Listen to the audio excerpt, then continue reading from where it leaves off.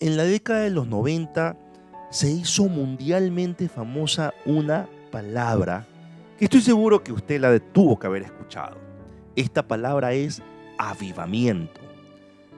Y no nace en los 90, esto ya viene de los 70, de los 80, comenzó a cobrar fuerza, pero fue en los 90 donde se hizo mundialmente popular, sobre todo aquí en Latinoamérica, generó un impacto muy fuerte.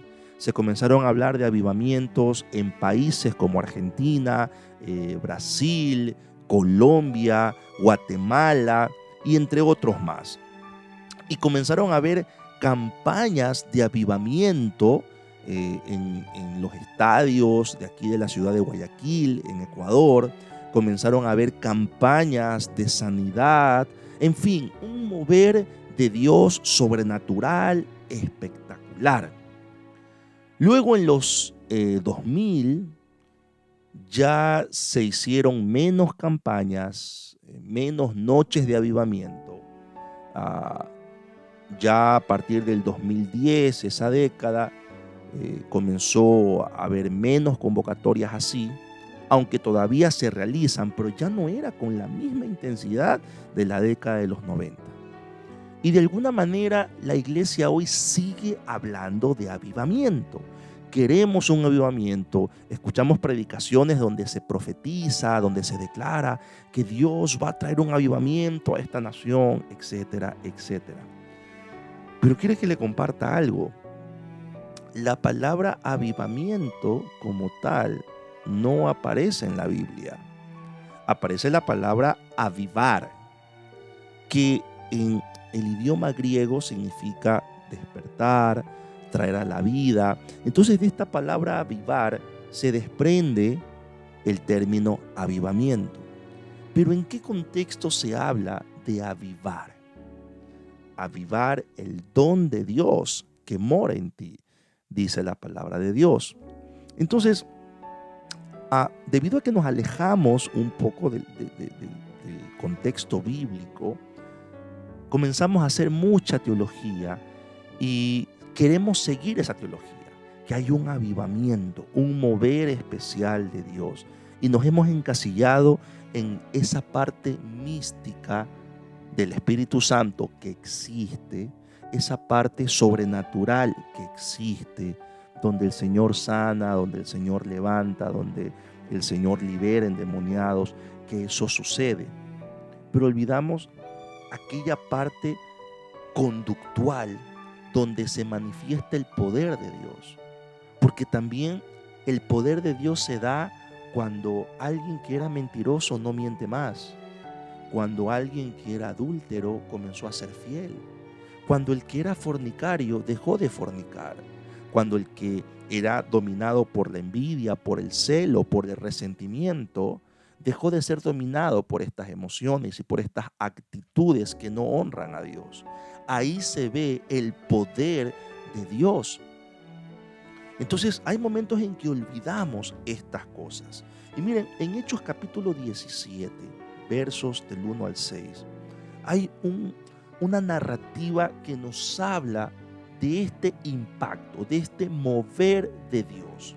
Dice así: Pablo y Silas continuaron su viaje, pasaron por las ciudades de Anfípolis y Apolonia y llegaron a la ciudad de Tesalónica, donde había una sinagoga de los judíos. Como de costumbre, Pablo fue a la sinagoga y durante 3 sábados seguidos habló con los judíos de ese lugar. Les leía la Biblia y les probaba con ella que el Mesías tenía que morir y resucitar. Les decía: Jesús, de quien yo les he hablado, es el Mesías. Algunos judíos creyeron en lo que Pablo decía y llegaron a ser seguidores de Jesús, uniéndose al grupo de Pablo y Silas. También creyeron en Jesús muchos griegos que amaban y obedecían a Dios y muchas mujeres importantes de la ciudad. Pero los demás judíos tuvieron envidia. Buscaron a unos vagos que andaban por allí y les pidieron que alborotaran al pueblo en contra de Pablo y de Silas. Esos malvados reunieron a muchos más y fueron a la casa de Jasón para sacar de allí a Pablo y a Silas a fin de que el pueblo los maltratara. Como no los encontraron en la casa, apresaron a Jasón y a otros miembros de la iglesia y los llevaron ante las autoridades de la ciudad. Los acusaron diciendo: Pablo y Silas andan por todas partes causando problemas entre la gente. Ahora han venido aquí.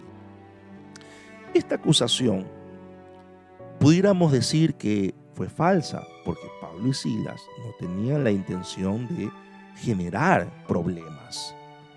Pero como lo veían estas personas, estos judíos envidiosos, el mensaje, el testimonio conductual de Pablo y Silas estaba generando un problema, así Pablo y Silas no tuvieran la intención de generarlo.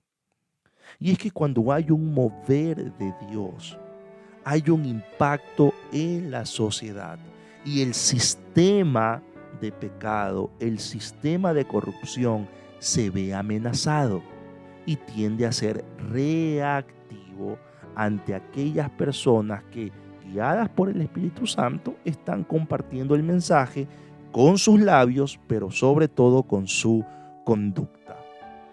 Entonces, queremos que Dios se mueva. Vamos entonces a predicar la palabra de Dios con nuestros labios, pero sobre todo con nuestra conducta. Recuerden que el testimonio de Pablo era muy conocido entre los judíos. Él era muy famoso porque antes de que conociera a Cristo, Pablo, en ese momento Saulo, era perseguidor de la iglesia, perseguidor de los cristianos. Y los judíos conocían muy bien quién era Saulo. Y después, cuando se convirtió al Señor y se llamó Pablo. Entonces el cambio de conducta de Pablo, sumado al discurso de la predicación del Evangelio, del uso de la Escritura para comprobar de que Jesús es el Mesías, generó una incomodidad en el sistema corrupto. Eso es un mover de Dios. No solamente es la parte mística que existe, que es real y que probablemente muchos anhelamos, sino también y sobre todo es esa transformación de vida que uno pueda tener.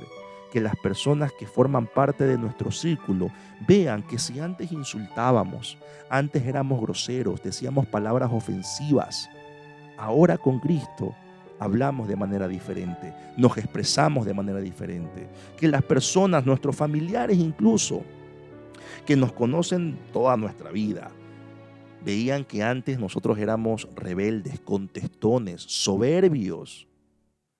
Ahora nos ven humildes, dispuestos a dialogar. En fin, tiene que haber un mover de Dios en nuestra conducta y esa conducta va a impactar, va a incomodar a todo el sistema que nos rodea. Esto ha sido la perla de hoy. Nos veremos el día de mañana con otra perla del cielo. Dios te bendiga.